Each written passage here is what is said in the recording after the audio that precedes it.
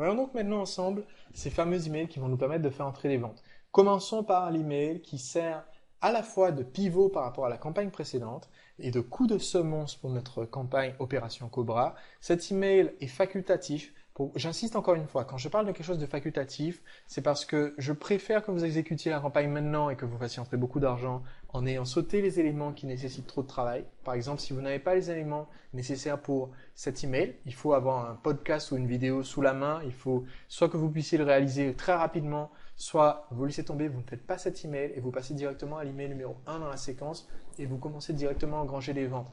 J'insiste vraiment là-dessus. Ne vous laissez pas ralentir par des éléments que vous n'avez pas, parce que cette campagne Opération Cobra, vous pouvez la relancer le mois d'après. Donc si ça vous prend un mois pour faire le podcast ou pour faire la vidéo, eh bien faites la campagne maintenant sans le mail numéro 0, et le mois prochain, vous ferez la campagne avec le mail numéro 0 quand vous aurez le podcast ou la vidéo. Voilà, vous avez bien compris cette insistance et je compte sur vous pour faire avancer les choses plutôt que d'attendre parce que il faut jamais faire attendre un client qui est déjà prêt à acheter. Il faut tout de suite lui mettre votre produit sous les yeux. Bon, commençons donc par cet email numéro 0. Alors, notre email numéro 0 va nous servir à nous positionner comme expert du secteur, à commencer à parler du produit de vive voix aux prospects et à lui montrer que nous sommes reconnaissants de sa présence sur notre newsletter, sur notre mailing list, ce qui va tout naturellement introduire l'idée de la campagne qu'on va lui proposer dans la suite des emails. Donc, on commence par lui annoncer toute la vérité sur, et ici notre domaine d'activité, toute la vérité sur le kitesurf, toute la vérité sur la parapsychologie, si c'est ce que vous vendez, toute la vérité sur les tondeuses à gazon, d'accord? Bonjour prénom. Je viens de mettre en ligne pour vous un podcast ou une vidéo que vous pouvez écouter ou voir gratuitement ici. À noter que pour cette campagne, pour l'email numéro 0, ce n'est pas nécessairement un objet que vous venez de mettre en ligne que vous allez lui envoyer. Vous pouvez lui envoyer quelque chose que vous avez déjà mis en ligne depuis longtemps. Vous pouvez dire bonjour prénom. Vous pouvez faire ça. Je vais vous faire une version alternative. Donc, alternative. J'ai mis en ligne il y a quelque temps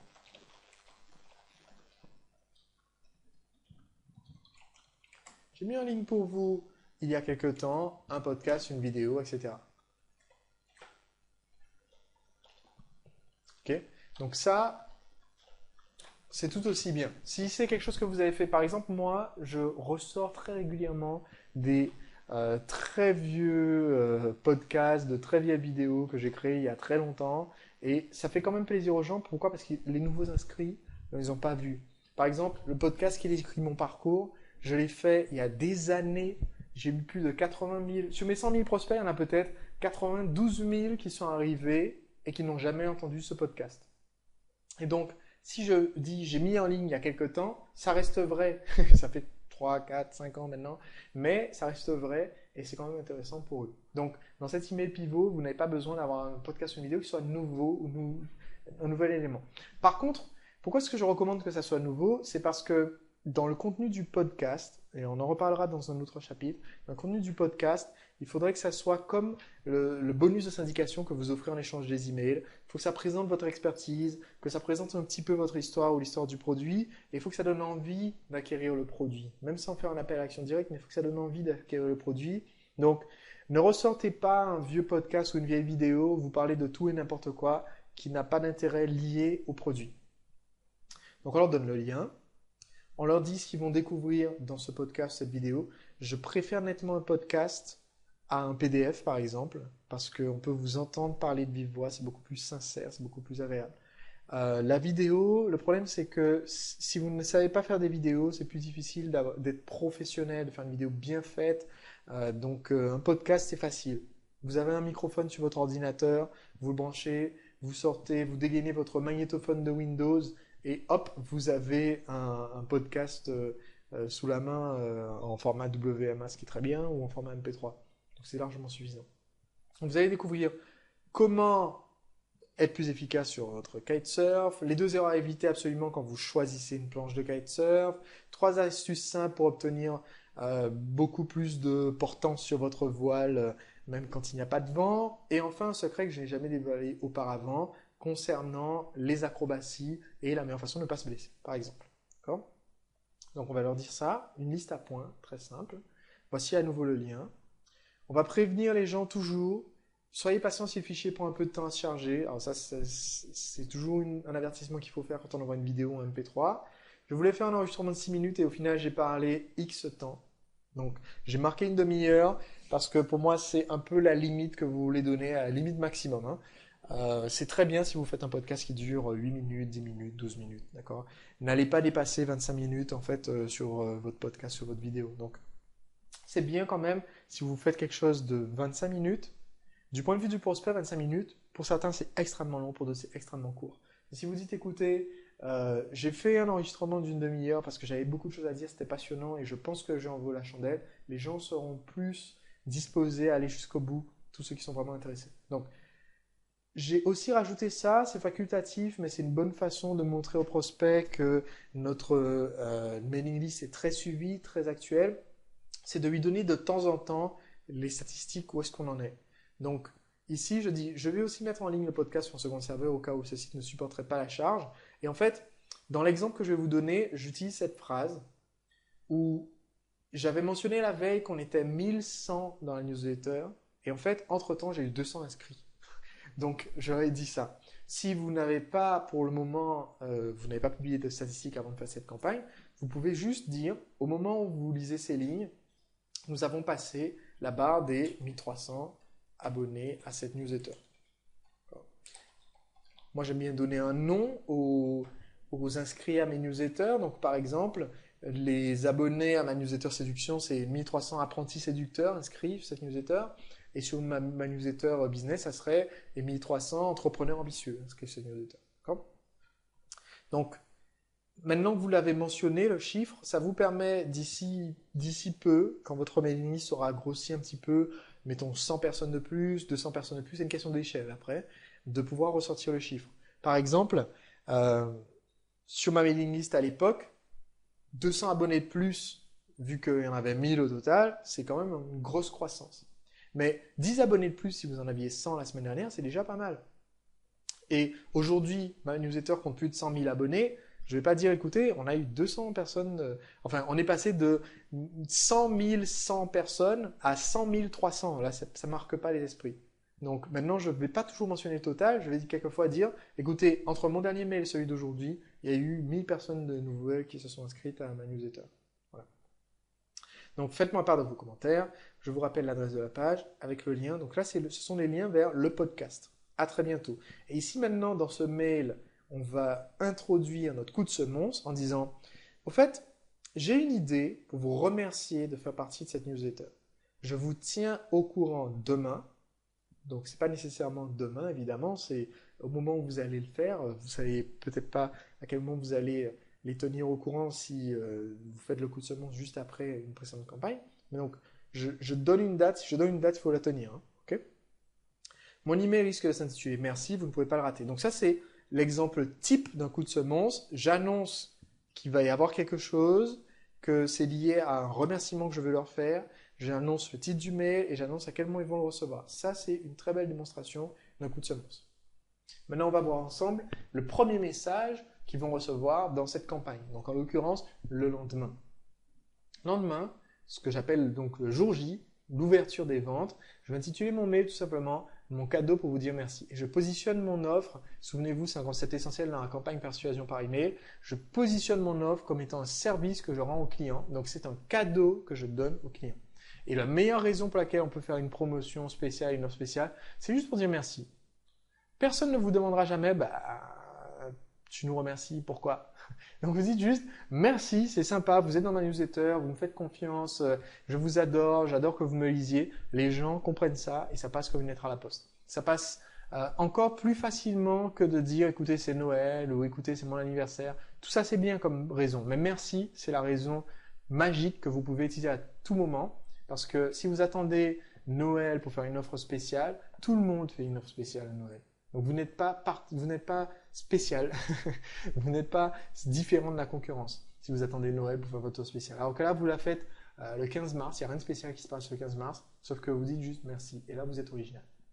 Alors, jusqu'à minuit, Et ici, on va indiquer le jour J+3. Donc, je rappelle que cette campagne dure 4 jours d'affilée. Si j'ai commencé ma campagne un lundi, jour J, c'est lundi. Jour J+1, ce sera mardi. Jour J+2, ce sera mercredi. Et le dernier jour de la campagne, jour J+3, ça sera jeudi. Donc, jusqu'à jeudi minuit, je vous propose de recevoir gratuitement, et ici, je vais indiquer de façon vendeuse la nature des bonus. Donc, je vous propose, par exemple, si vous avez décidé de rajouter en bonus, vous avez décidé de rajouter une conférence pour vos clients, vous avez décidé de rajouter le carburant gratuit avec les voitures, vous pouvez dire, voilà, je vous propose de recevoir gratuitement assez de carburant pour faire rouler votre voiture pendant un an. Et là, tout de suite, c'est accrocheur. Je cherchais une façon de vous remercier de faire partie de ma newsletter.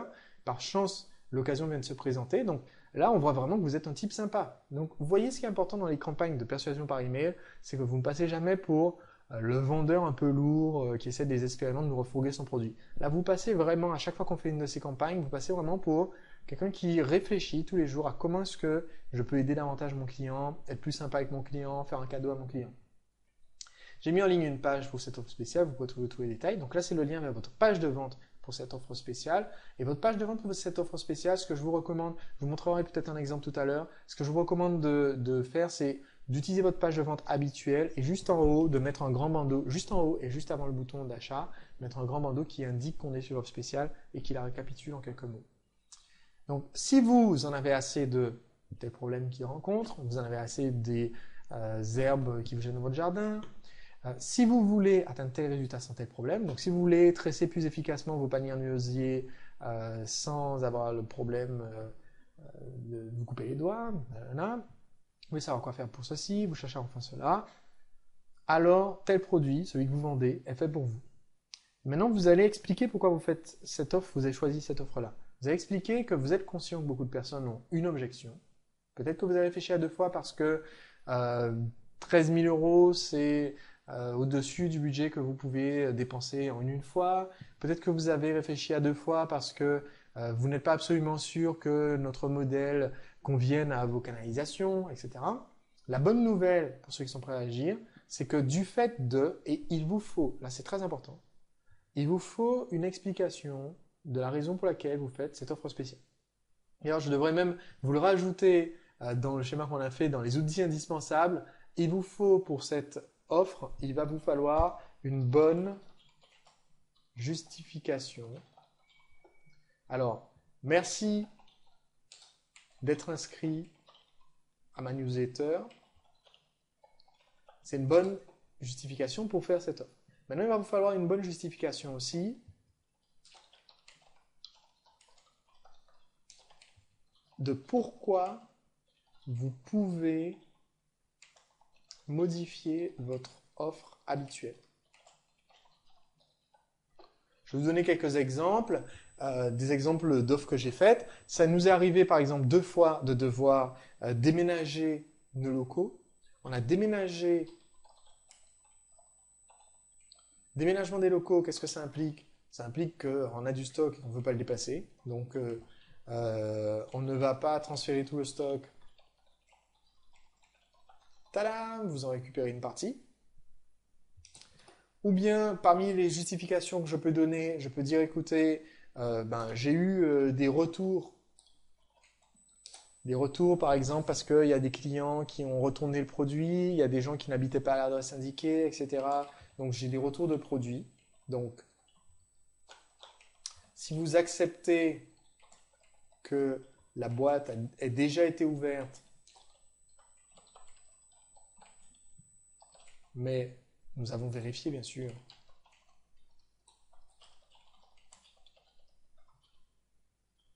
que tout y est et que tout fonctionne bien, d'accord? Alors, nous pouvons vous faire cette offre spéciale.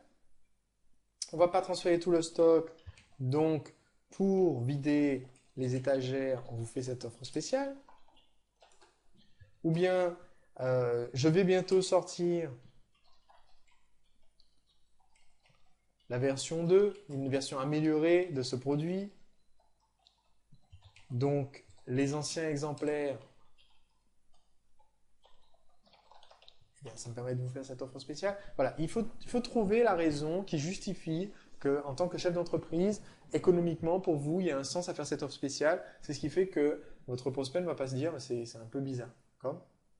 Donc, imaginons que je vends de l'immobilier. Je vends un bien immobilier qui m'appartient ou qui appartient à un de mes clients. Eh bien, je peux mettre en avant une propriété en disant, bah, écoutez, ce client-là, il avait mis sa maison en vente, il n'était pas particulièrement pressé, mais il a eu quelque chose qui lui est arrivé dans sa vie personnelle qui fait que maintenant, il a besoin de vendre son habitation plus rapidement, par exemple. Donc là, j'ai une vraie justification. Donc je peux dire, c'est pour ça qu'il a décidé, et là je ne vais pas nécessairement baisser le prix, mais je vais dire, c'est pour ça qu'il a décidé de vous offrir par contrat toutes les, je sais pas moi, tous les travaux éventuels d'entretien que vous auriez besoin d'avoir pour cette maison pendant un an. Parce que je sais que la maison, elle est presque neuve, donc il y aura presque rien. Mais c'est vrai que c'est un gros plus pour l'acheteur. C'est vrai que c'est quelque chose qui enlève un risque financier pour l'acheteur, donc qui peut être une très bonne offre spéciale. Donc voilà, c'est une bonne façon de justifier pourquoi économiquement je vais faire une offre alors que ben, le consommateur comprend bien que dans la logique de la vente d'un produit, votre meilleur intérêt c'est de vendre le produit le plus cher possible sans faire d'offre spéciale. Donc il faut une bonne justification et j'insiste là-dessus parce que si vous n'avez pas de justification à faire une offre spéciale, votre prospect va tout de suite comprendre que vous faites l'offre spéciale parce que de toute façon le produit ne valait pas son tarif plein, sans bonus, sans rien. Donc toujours présenter la bonne raison pour laquelle vous faites cette offre spéciale. Donc la bonne nouvelle, c'est que du fait de telle chose, tel événement extérieur qui vient d'arriver, je peux exceptionnellement vous faire cette offre. Donc je suis content de pouvoir vous faire ce cadeau. Profitez-en maintenant, ce cadeau prend fin donc jour J+3 à minuit. Alors ne vous trompez pas dans les dates là, calculez bien. Ça dure 4 jours la campagne. Si on commence lundi, jour J+3 c'est jeudi. Et je réutiliserai l'expression jour J+3 dans les autres mails. N'allez pas envoyer mercredi un mail qui dit samedi, d'accord? Ça finit jeudi soir à minuit. Bon, on s'y tient. C'est l'occasion pour vous de saisir une opportunité exceptionnelle, car nous devons écouler tous les exemplaires restants plus vite. Je mets à nouveau le lien. Cordialement, Sébastien. PS, il s'agit d'une offre exceptionnelle limitée dans le temps, durant 4 jours et 4 jours seulement. Donc là, j'insiste vraiment sur la limite. Vous pouvez, je réexplique l'offre, vous pouvez obtenir tel truc à moitié prix, vous pouvez obtenir ceci gratuit quand vous passez commande de cela, vous pouvez obtenir, etc., etc. Dès que les 4 jours sont épuisés, cette proposition prend fin. Voici la page qui explique tous les détails. Voilà mon premier email qui lance cette fameuse campagne, qui me permet d'amorcer les ventes sur cette fameuse campagne. Maintenant que j'ai lancé les ventes, on va les entretenir encore avec le mail suivant. Et ce mail, vous allez voir qu'il a un titre original. Il a un titre qui est entre parenthèses. Et le titre est « Était-ce une erreur de ma part ?» Et encore une fois, vous allez voir dans certaines des campagnes que je vous donne, vous allez voir que certains des emails, c'est assez rare, mais il va y en avoir un quelquefois dans une campagne, ne suivent pas la logique curiosité plus intérêt, vont juste suivre la logique curiosité. On va juste envoyer un mail qui donne vraiment l'impression qu'il a été écrit par un être humain, d'accord? Donc là, voilà, est-ce que c'était une erreur de ma part? Et en fait, on va leur expliquer, écoutez, je fais une offre tellement exceptionnelle que peut-être que vous avez cru que c'était une erreur, donc je rectifie. Ou alors, moi, la première fois que j'ai utilisé ce titre, et il a très bien marché, la première fois que j'ai utilisé ce titre, c'était parce qu'en fait, j'avais envoyé ma newsletter, mais tout le monde ne l'avait pas reçu. Donc j'ai renvoyé un mail disant, est-ce que je me suis trompé quelque part? Et avec la réexplication de l'offre. Donc, bonjour, je vous ai expliqué hier, ce qui est le cas. Pour vous annoncer l'offre que vous pouvez saisir, donc les 4 emails sont 4 jours consécutifs. Là, c'est jour J+1. Que vous pouvez saisir pour télécharger gratuitement, en cadeau avec machin, en remerciement de votre fidélité à ma newsletter. Donc je confirme, ce n'était pas une erreur de frappe, toujours avoir un lien entre le mail et le titre du mail et le contenu du mail, c'est essentiel.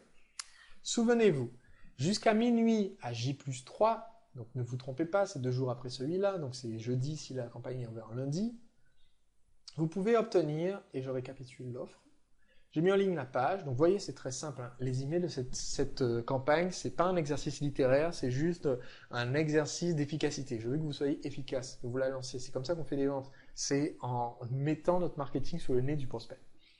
J'ai mis en ligne une page qui contient tous les détails, nanana. Cette offre spéciale, une façon de dire merci, donc je le rappelle. Et on va leur faire un petit compliment. Merci parce que vous n'êtes pas que nombreux. Donc, c'est pas vous n'êtes pas nombreux, hein. C'est vous n'êtes pas que nombreux, vous êtes nombreux. mais vous êtes aussi actif. Et si j'en crois les commentaires que vous m'envoyez par email, parce que en général, quand vous allez envoyer une newsletter, vous allez recevoir des réponses par mail. Hein, et régulièrement dans les campagnes, on va demander aux gens de nous envoyer des mails. Donc, vous êtes bien décidé à agir, améliorer vos résultats, obtenir des résultats, etc. Voici donc la page. Donc, on leur fait un compliment. Vous pouvez remplacer ce compliment par autre chose. Si j'en crois les commentaires que vous m'envoyez par email et sur le blog, vous êtes de fins connaisseurs en immobilier et vous appréciez des conseils éclairés sur le domaine, par exemple. Voici donc la page où vous pouvez, je récapitule à nouveau l'offre. Et maintenant, je vais parler explicitement des bonus. Dans le mail précédent, j'en ai parlé brièvement. Maintenant, je vais explicitement les expliquer.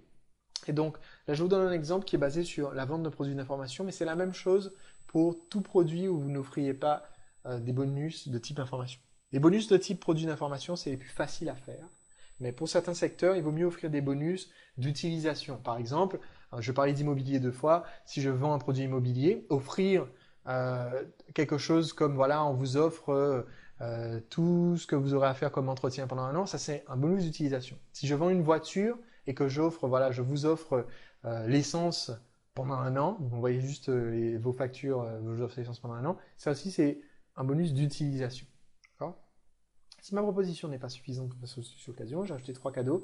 Et ici, on va essayer d'avoir 3 bonus qui varient dans leur modalité. Donc, j'aime bien avoir, par exemple, un audio, un PDF et une aide personnalisée sous forme d'un manuel de questions-réponses, d'une séance de questions-réponses en webconférence, d'un mini-atelier ou séminaire en personne. Voilà.